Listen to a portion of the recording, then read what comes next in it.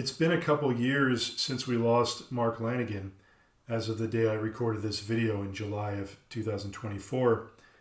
And we still don't have a cause of death. Nobody knows how or why he died. I mean, I'm sure somebody knows, but the public was never really informed. And it just kind of makes you think the way he moved to Ireland shortly before he died. And it's, one wonders, is there a connection between his move to Ireland and then his subsequent death and his bout with COVID and all that?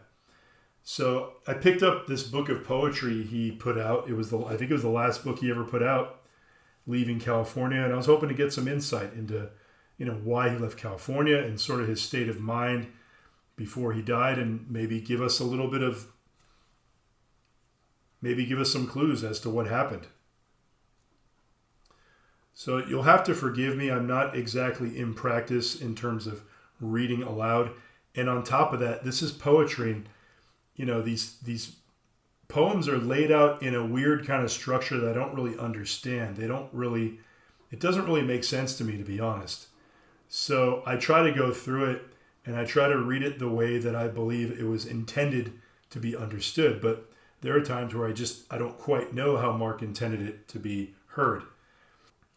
And so I'm just going to read them one after the other. You can just enjoy them for what they are.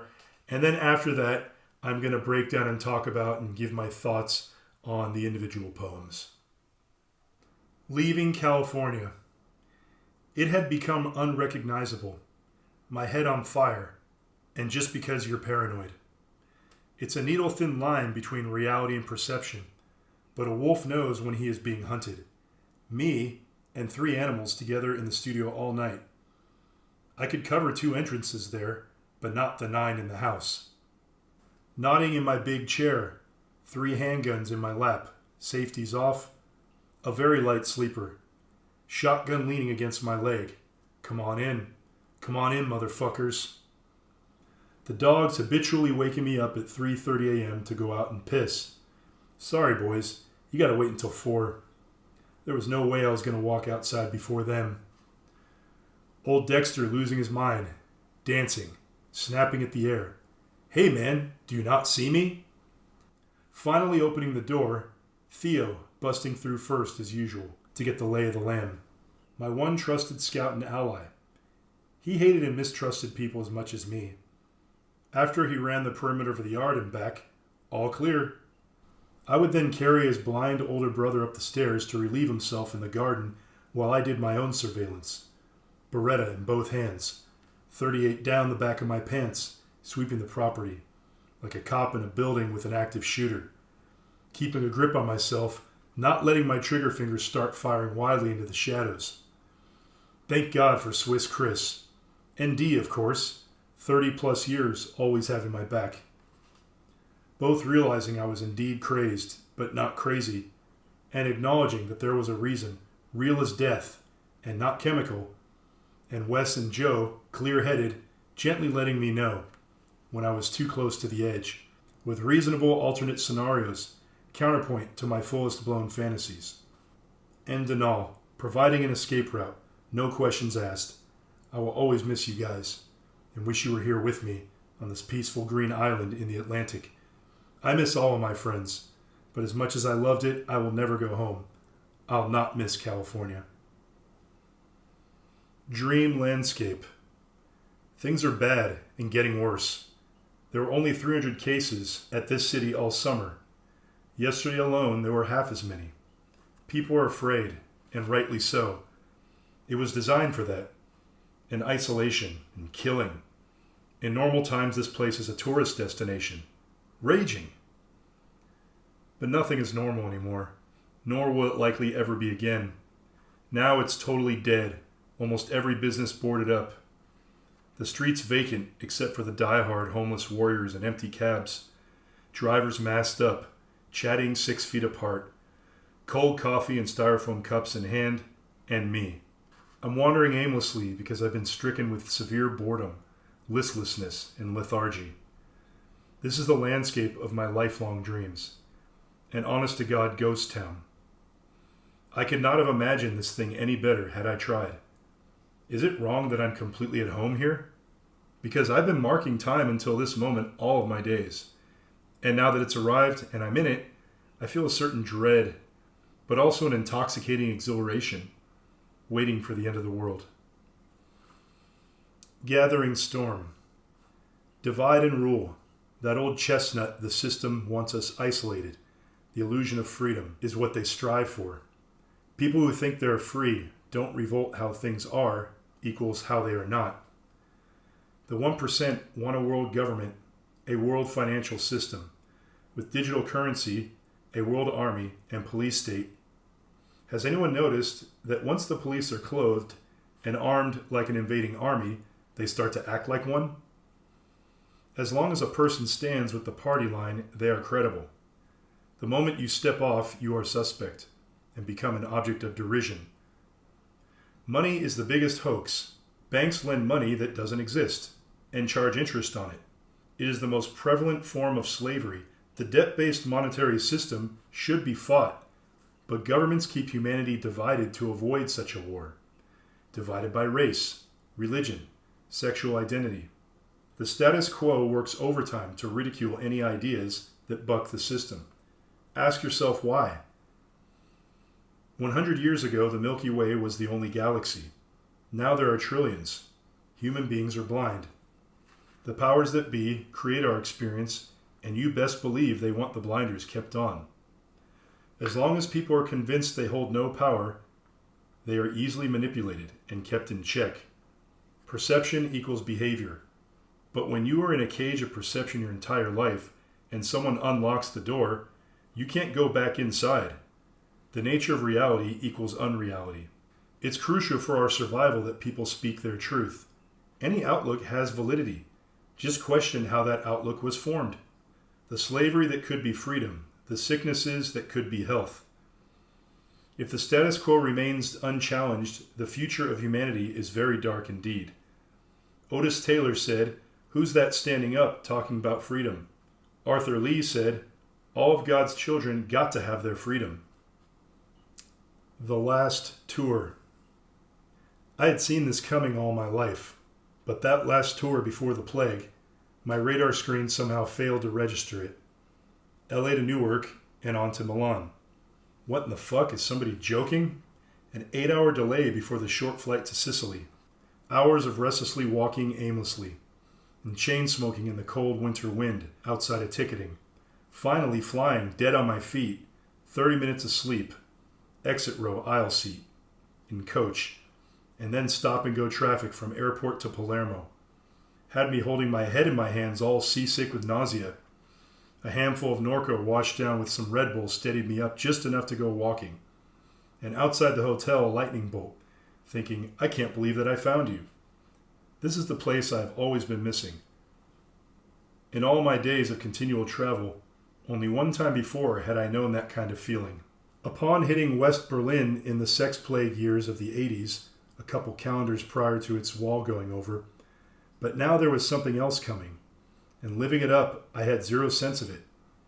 Drinking coffee made from beans shit out by monkeys, doing rails after the gig, laughing maniacally with Alessio and Roberto, flying out to Rome, then Zurich, train to Geneva, and again to Freiburg, Dudingen, flight to Paris, final concert.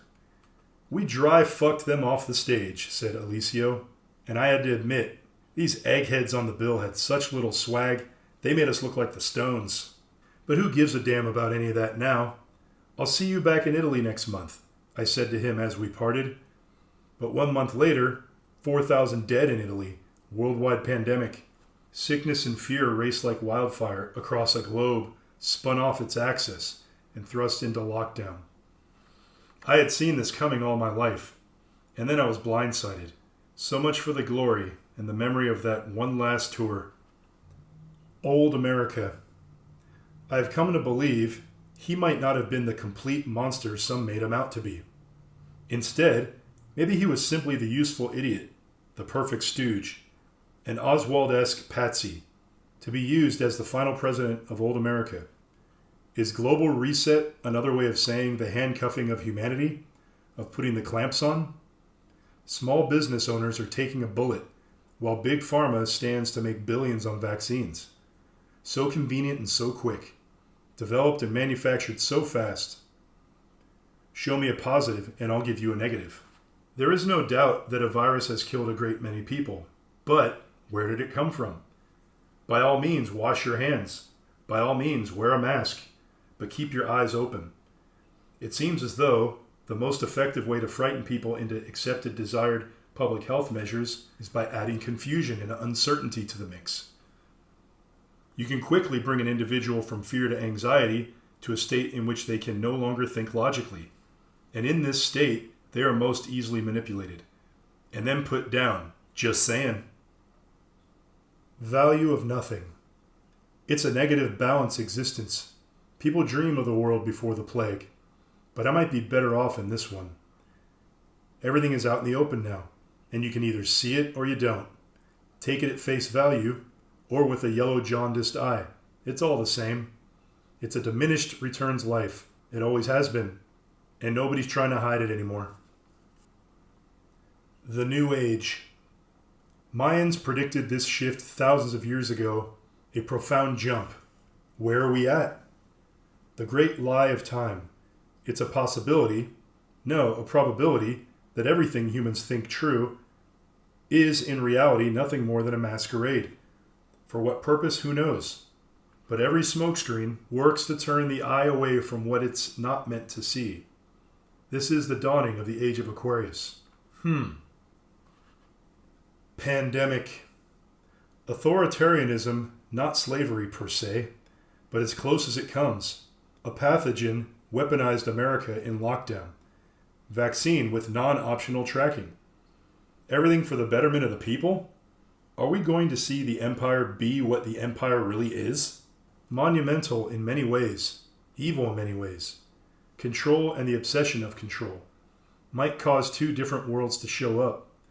Those who line up to toe the line, and a radicalized faction of society who will do their best to shatter the looking glass. War is part of what this is about, but what kind of war? A boots-on-the-ground war? World War III? Or a new kind of war? Insidious at its core, raging from the inside out. Pink rain over Madagascar. Some chemicals stain the trees in naked ink and rotting clothes. A single lemur wakes at dusk and haunts the nighttime with his call. An animal lives in the trees. This is no place for the human race. People, get off of your knees. They're killing them down on the factory floor. They are killing them up in the church, and again at the government camps. They are murdering you at the border, and hanging them with bed sheets in the prison cells. Humanity sleeps deep in thrall to ancient and sadistic gods. The lemur sits up in his tree. He hasn't a name for a chemical stain. People, get off your knees. I'm going to comment upon the first poem that I read there called Leaving California, which the book is named after. So it must be pretty important, must be core to the overall theme. It's on page 51 if you happen to have the book. He says, it had become unrecognizable. I assume he means California during the pandemic. My head on fire, and just because you're paranoid. Now that line right there, and just because you're paranoid, that's on the back cover of this book. So, on the back cover, usually you see, comments like rave reviews, sort of pumping the book up, maybe even giving a summary, telling you what the book's about. But the back of the book is all black, and the only word says, and just because you're paranoid, which seems to be an answer to the cover, which is the title that says Leaving California. So it sounds like he's saying, I'm leaving California, and just because you're paranoid. And is he saying that there's a bunch of paranoid people out there that are bugging him and he's leaving because he can't stand them anymore? Or is he sort of speaking about himself in the third person, like, I'm really paranoid and that's why I'm leaving? It's a needle-thin line between reality and perception, but a wolf knows when he's being hunted. So Mark is the wolf because he put out a poetry book called I Am the Wolf. So he's saying that he's being hunted. Me and the three animals together in the studio all night. I could cover 2 entrances there, but not the 9 in the house. He makes direct reference to this in an interview with Spin Magazine, where he says, well, there was about a month when I was getting really out there on the edge. I was sleeping in the studio every day because there were only 2 entrances there that I needed to cover, as opposed to the 9 inside the house. I was sleeping in the big chair with 3 handguns in my lap and a shotgun leaning against my leg. I felt like I was being hunted, and I was. I was involved in some shit that I shouldn't have been involved in, but that's the story of my life. So someone's trying to kill him. That's what it sounds like. He said he's being hunted. And he says this is the story of his life. So something that he's been involved with that relates to his entire life is leading up to this moment of his death. So the poem kind of tells the story of this night. And the question I have is, was this in Ireland or was this when he was still in LA? Because the title is Leaving California. So I'm kind of not quite understanding. Is this when you're still in LA and you're getting paranoid and you're leaving because of the paranoia and going to Ireland, or are you already in Ireland? Later in the poem, he says, thank God for Swiss Chris. I don't know who Swiss Chris is. I looked that up, and I guess there's a laxative called Swiss Chris. But I think it's spelled with a K. I don't think he's talking about a laxative. He's probably talking about a friend that's, maybe a Swiss guy named Chris. And D, of course, 30 plus years, always having my back. I assume this is his friend Donal, Donal, who let him stay in his property in Kerry, Ireland. So this is a friend of his that was basically the reason he moved to Ireland instead of Portugal, where he said he was going to, originally planning to go. Now, what's Mark Lanegan running from? It feels like he's running from something, right? And it's not just the pandemic. He's being hunted. Real as death and not chemical. And Wes and Joe, I guess these are other people, the friends, close friends. Lanigan, he strikes me as a guy who lived in his own world. He spent a lot of time alone, I think. But he always had a close-knit group of friends, probably people he was jamming with. But he always seemed to have a good rapport with a small amount of people that would speak highly of him. Clear-headed, gently letting me know when I was too close to the edge with reasonable alternate scenarios. So his friends were being like, hey, you're getting a little out there, Mark, pull it back a little bit. But at the same time, to be saying that he's being hunted and having guns in his house, there's got to be a real threat there, I would think. And Donal providing me an escape route, no questions asked. That's a direct reference to his friend Donal providing him an escape route to Ireland. Escape from what? Is there something coming to kill Mark Lanegan? Is there someone coming to kill Mark Lanegan? And he thinks that going to Ireland or Portugal or some other country is going to, keep him safe so that person won't find him. Kind of sounds that way. And wish you were here with me on this peaceful green island. So that sounds like he's in Ireland now. And he's saying, wish you were here, wish my friends were here in the Atlantic. I miss all of my friends, but as much as I loved it, I will never go home. I'll not miss California. So maybe he's sort of talking about something that happened when he was still in California, and he's looking back on it while he's in Ireland. And this seems to have he escaped. He was escaping something. So let's move on. So now we're on page 70 of the book, and we're looking at Dream Landscape, which is very short. But it's not, I don't know, it's not a very good poem. It just sounds like he's just writing down his thoughts for the day. Things are bad and getting worse. There were only 300 cases at this city all summer. Yesterday alone, there were half as many. People are afraid, and rightly so. It was designed for that. And isolation and killing. In normal times, this place is a tourist destination.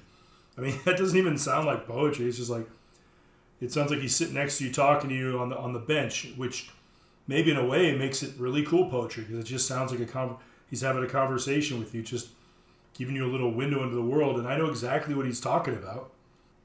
The line where he says, it was designed for that, and isolation and killing. He makes it, there are themes in these poems where you can get that Mark Lanegan's thinking, on other levels. He's thinking, I don't know if I buy what the news is telling me. That he's picking up on the fact that wait a minute, there's something bigger going on here. This isn't just some pandemic that broke out naturally. There's something more going on here. And you got to consider that this guy was a junkie, a major drug addict, admittedly, in graphic detail most of his life. So when you're a junkie, that's all you're thinking about is drugs. But the older Mark Lanegan was off, I think, off of heroin. So he probably spent more time, he had more time to think about stuff. And especially during the pandemic, like all of us, we had more time to contemplate what was going on. And it was kind of terrifying because you can see that there was more going on than just a pandemic. You can kind of see some people didn't want to admit it and still don't want to admit it. But there's something going on here. There's something intentional. They're someone's trying to take over the world or control the people or something using this pandemic. And Mark, if you look at his interviews and stuff and poems, he kind of goes back and forth. Like for a minute, he's kind of on board with like, yeah, this was a weaponized thing that, was sent out to control us. But then he kind of jumps over to like, well, I kind of went too far on the deep end there. Mark Lanegan, I think this was new territory for him, thinking wise. I didn't know the guy. Someone who knew him might tell you, oh no, he was into conspiracies and such, but you're not led to believe that's who he was, for most of his life. You're led to believe that this is a guy who just, all he cared about was his next fix, his next recording, his next art piece or whatever, and he would stay away from politics and such. Now, maybe he followed politics more than I know, but he didn't really let on until the end here. So it's just kind of an interesting window we get into his mind on this brief little poem here. All right, so going back to page 76, The Gathering Storm. Now this poem, this sounds like a guy, like a 20-something me, who just started watching Jordan Maxwell videos or, Bill Cooper videos where they talk about, the Illuminati and one world government and the great plan. He just gets right into it. Divide and rule, that old chestnut, the system. Wants us isolated. The illusion of freedom is what they strive for. People who think they are free don't revolt. How things are, how they are not. The 1% want a world government or a world financial system. Mark Lanegan is like, he's discovering this stuff now, late in his life, or I don't know if he's just discovering it, but he put it in a poem in this book as if like he was late to the party, people like me, he sounds like me here, like, 10, 15, 20 years ago. Like I said, I think Lanigan was in a fog of drugs most of his life. And towards the end of his life, when he got a little more sober and then the pandemic hit, he, what you might call it in the truth community is he was red-pilled. He started waking up, like realizing, like, oh shit, my whole life I haven't even been paying attention to anything. And, I see the news headlines and that's like sort of what I go on because I don't have the time because I need my heroin, right? But now he's got time to think and now he's more sober and he's realizing, holy shit, this whole digital currency thing. The moment you step off, you are suspect. As long as a person stands with the party line, they are credible. The moment you step off, you are suspect. Welcome to the party, Mark. You just realized this? Like, if you don't agree with CNN, you don't agree with New York Times, your little group of friends, they're going to tell you you're full of shit or you're a conspiracy theorist. I mean, that's the thing. When you're part of a culture, you're part of a group of people, whatever it is, you're all into rap or you're all into metal or you're all into, I don't know, Kim Kardashian. You get in these little cliques, these little cultural cliques, and to be a part of these cliques, you sort of have to all agree with the politics of everyone else, because if you don't, then you're crazy. You're a Nazi, whatever, conspiracy theorist, Trumpy, right? I mean, what's ironic is people like Jordan Maxwell and like David Icke and even Alex Jones, some of the things that these people used to say are only associated with far right everything these days with the news media. But, when I used to listen to Alex Jones, I considered myself a lefty, and I didn't see him as being political at all. I thought Jordan Maxwell was probably one of the most anti-government people, period, anti-politician people that I could think of. And it's only been more recently that the corporate press has sort of consolidated any outside of the box views as being like far right conspiracy theorists, pro-Trump, whatever. And, in some cases it's true, but it's not just because you think outside of the box, you're thinking for yourself. And I think Mark was getting into this territory, and he was experiencing the friction, from possibly his fan base and his handlers, maybe. Divided to avoid such a war, divided by race, religion, sexual identity. So Mark's observing that how the media is using race, religion, and sexual identity to sort of promote these us and them situations. And this is how they divide and conquer. And Lanigan, he's waking up to all this stuff, and he's putting it down here in this poem to people who've already been following that kind of stuff. It's kind of like, thank you, Captain Obvious, like, you're just realizing this now? Page 110 has the poem Old America, where Lanigan says, I have come to believe he might not have been the complete monster some made him out to be. He's talking about Donald Trump right there.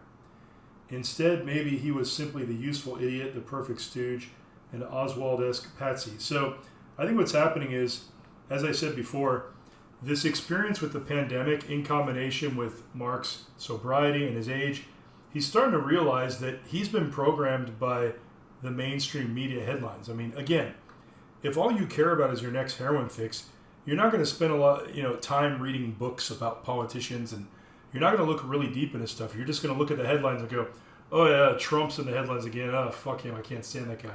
Well, I think what he's maybe starting to realize is that this opinion he's had of Trump has been molded by the news. It hasn't really been his own, independent research that's led him to this. Now, he's not sitting here going Trump's great or anything like that. He's calling him maybe he was a useful idiot or the perfect stooge, a patsy. But then he starts getting into, maybe he's the final president of Old America. And Old America is global reset, another way of saying the handcuffing of humanity, putting the clamps on. He's saying that he's worried that the New World Order is taking over. I mean, Lanigan's right there on the edge of where all your major conspiracy theorists are at this time.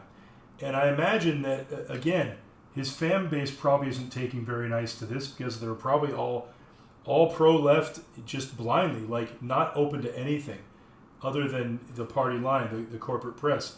So he's got his head up against that. And then he starts talking about the vaccine, developed and manufactured so fast. Show me a positive and I'll show you a negative. There is no doubt that a virus has killed a great many people, but where did it come from? By all means, wash your hands. By all means, wear a mask. Keep your eyes open. It seems as though the most effective way to frighten people into accepting desired public health measures is by adding confusion and uncertainty to the mix. Again, a little late to the party, Mark, but he's echoing what a lot of people were thinking. But the more famous you are, especially at that time, the harder it was to speak your mind, because when you start saying this stuff, you get censored. People start calling you conspiracy theorists and, oh, you're full of shit, and what's the matter with you? Well, you're just thinking critically. You're just going, holy shit, I see what's going on around me, and this is scary, and you're just talking about it. And they're going, no, you can't talk about that. You're not allowed to think that. And this is probably the time where, he did the Spin magazine article where they were calling him a nutso conspiracy theorist or whatever. And then he kind of flipped back the other direction not too long after this. Now we're on page 126, and we're going to talk about the poem Value of Nothing, which is very short. It's a negative balance existence. People dream of the world before the plague, but I might be better off in this one. Everything is out in the open now, and you either see it or you don't, take it at face value, or the yellow jaundiced eye. It's all the same. It's a diminished returns life. It's always been, and nobody's trying to hide it anymore.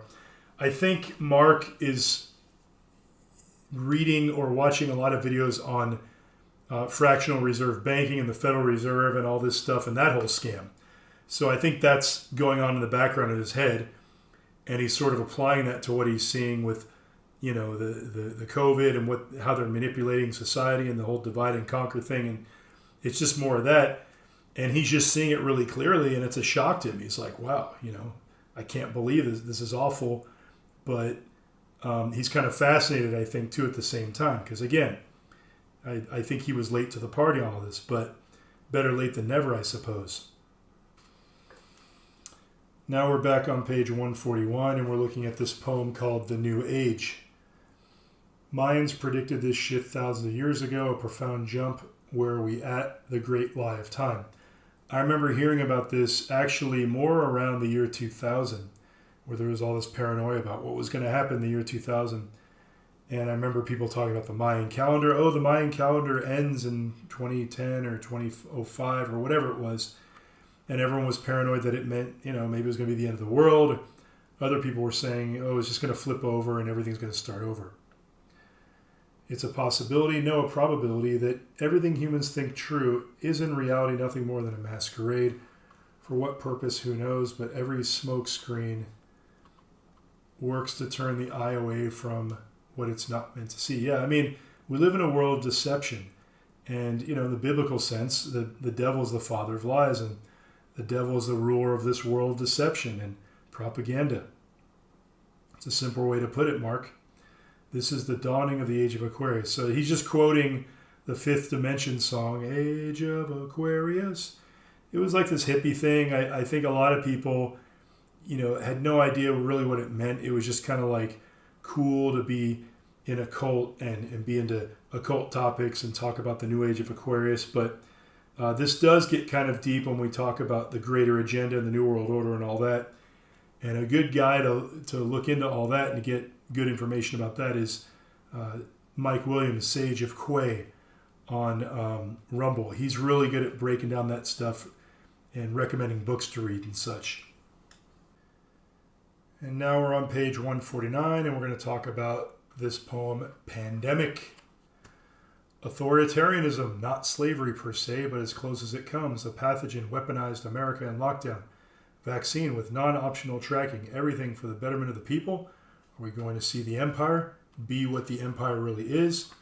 So, when he talks about the empire, he's talking about, the New World Order, the one world government plan, and how they're, it looks like they're going to use this pandemic to try to control us all. And, anyone can see this that just thinks critically. Like, this is not crazy stuff. I mean, it's very obvious. It's like, duh, there's something going on here. They're really trying to control us with this. And it's just, it should be painfully obvious to everyone, like the propaganda campaign. But people were just so full of fear, including a lot of my close relatives. Like, people were so full of fear that it blinded their judgment. And you got to sit here and be like, well, I'm not saying that that people didn't die and that people didn't, that there wasn't a real pandemic. I mean, you've got to say this to people because they think some people think you're crazy just for raising these just for voicing these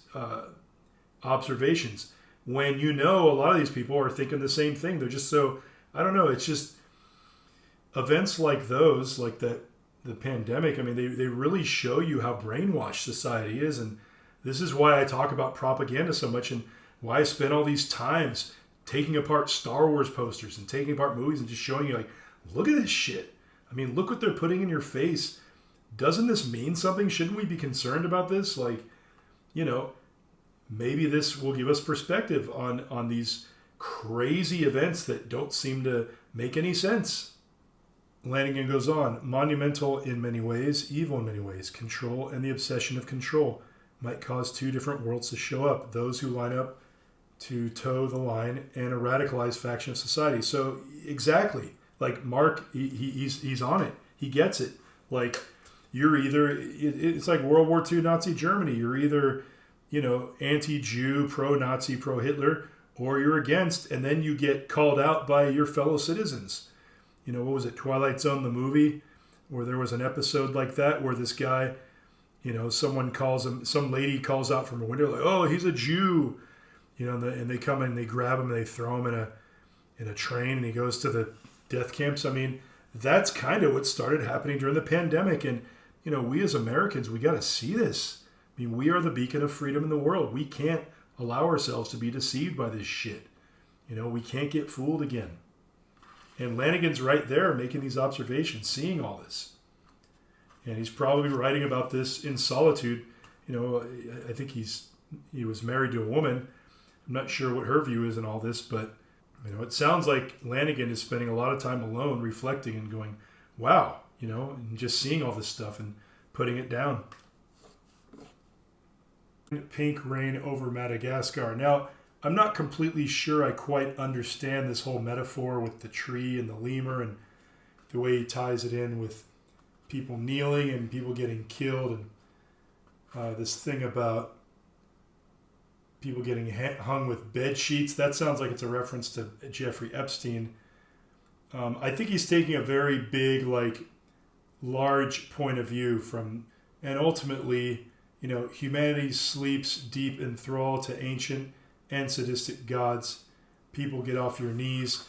We saw a lot of people on their knees during the pandemic and after it, because of the whole George Floyd thing, and then, you know, race became this huge issue all of a sudden. The media was like really pushing this George Floyd incident and really fanning the flames with all the protests and such, where, you know, businesses were getting destroyed, you know, towns were getting taken over. I mean, it was ridiculous. It was like, come on, all this is happening at the same time. There's got to be a method to this madness. This isn't random.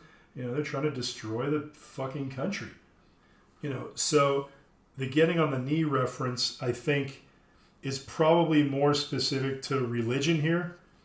I think Mark Lanegan's probably commenting on religion, but I don't think we should ignore the fact that there were people taking knees a lot in the news around this time. So I think he was tying it all together and trying to make some kind of grand statement that was also specific about daily things he was seeing. So in that sense, I think it's a pretty cool poem. But the thing is, I believe Mark was mostly an atheist. I don't think he really believed in God. If anything, he believed in Satan. And I guess what he's saying is, don't take a knee to anything. You are the first and the last. You are all there is on this planet. And that's just ultimate atheism. You know, there is no God. There's no. It's just me. I can't rely on any higher power. And I used to really admire that point of view. But since coming to Jesus and really embracing the faith, there is a lot of strength there. And I read something by, you know, Lanigan or someone like this, and I feel sorry for them, because I see that there's this strength that that's available to them, that they just won't give the time of day because they're so cynical. And I think Lanigan was a big victim of his own cynicism. I don't want to end this video without acknowledging the very last line in this book on page 171, which is from a poem I'm not going to read. It's called To Greg, and I assume that this is Greg Dully, but I don't know that for a fact. But the last two lines are, I love you, dear friend. You are the proof to me that God exists. So I don't want to sit here and accuse Mark of being a total blasphemer. He does obviously leave his heart open to the idea that there is a good God. At least that's how it seems to me.